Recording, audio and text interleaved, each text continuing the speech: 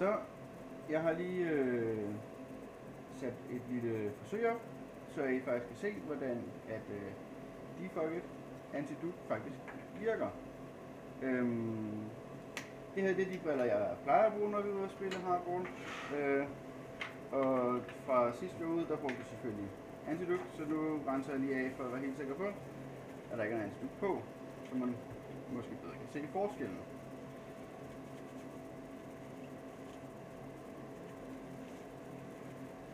Og så I ved, der ikke er blevet snydt med noget.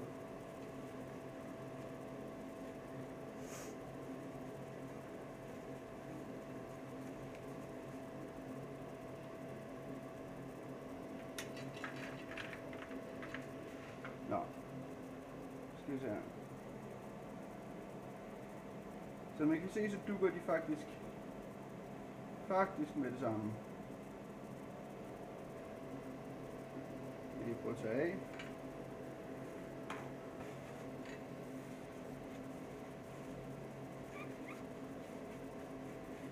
Så I kan se, hvad det er, jeg mener.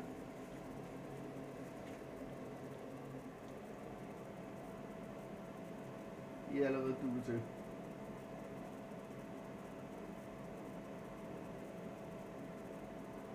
Nu begynder det at være vanddannelse. Nå, sådan som defogged skal sættes på, eller skal tages på, det er, at du skal glasset til først, altså ånde det, eller i det her tilfælde kan jeg lige stikke det over gryden, og derefter så tager du defogged på og tørrer det af med.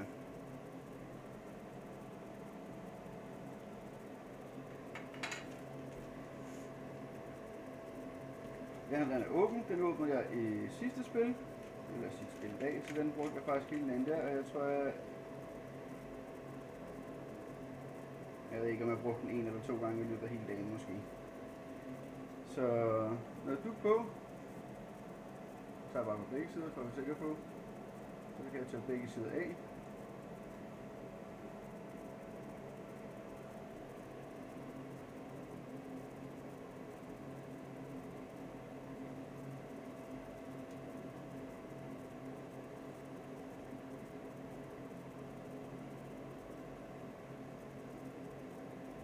Sådan der.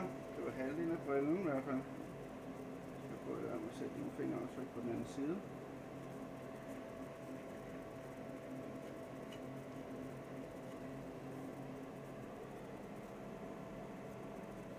Som I kan se, så er der væsentlig forskel. Det dukker faktisk ikke.